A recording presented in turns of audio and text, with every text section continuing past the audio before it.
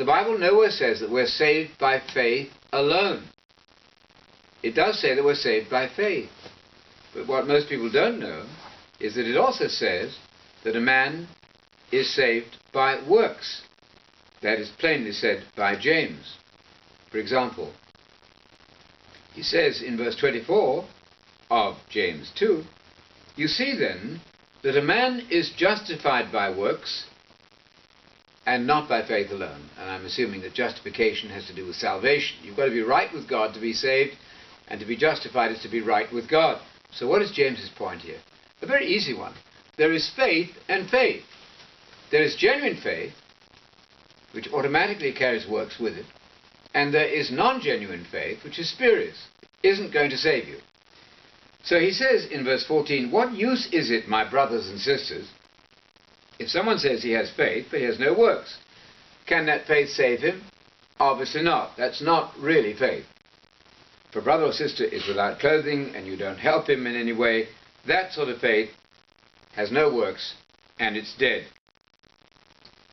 So you will find that in 19, even the demons believe in the unity of God, the one God, the Father, the creed of Jesus, the unitary, non-Trinitarian creed of Jesus. Even demons believe that. But that's not sufficient, because in verse 20 he says, "Are you willing to recognize, you foolish fellow, that faith without works is useless?" And he quotes an example. Wasn't Abraham our father, our spiritual father, justified by works when he offered up his son? The point would be that Abraham is the great model of faith. We know that, because he believed what God said. But it didn't stop there. He actually did what God commanded. So faith without obedience isn't faith at all. You see then that faith was working in his works. That's the point. Faith has to be active. You can't simply say, "I believe," and do nothing. You must then carry out the will of God in order for faith to be genuine. In 23, the scripture was fulfilled. He says, "And Abraham believed God, and it was reckoned to him as being right," as being upright. And he was called the friend of God. You see then, in conclusion, that faith, if it isn't accompanied by works, if it doesn't produce works, is not going to save anybody. You see that one is justified. You see then that one is justified by the sort of faith that produces works. In the book of Romans, we have a wonderfully simplifying, clarifying text over this issue of faith and works. And these two verses that I'm going to read to you frame the book of Romans. You find them in the first chapter. Here in verse 5 of Romans 1, "We've received grace," Paul says, "and apostleship," speaking of himself, "to bring about the obedience of faith." I get it. Faith and obedience go together. Obedience is the key word here.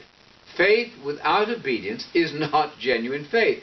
Or to put it in James's language, faith which doesn't produce obedience is false faith.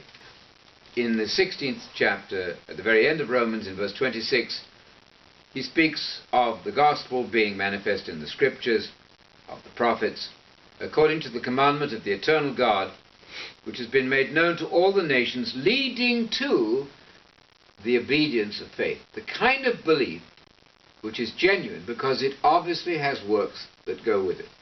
This is very simple.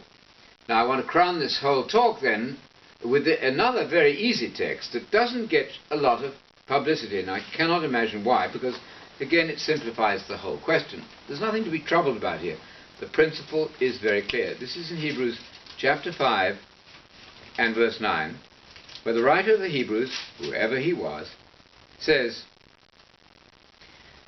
that Jesus was made perfect, and he thus became, to all those who obey him, the source of the salvation of the coming age, the eternal salvation, the salvation pertaining to the coming age of the kingdom.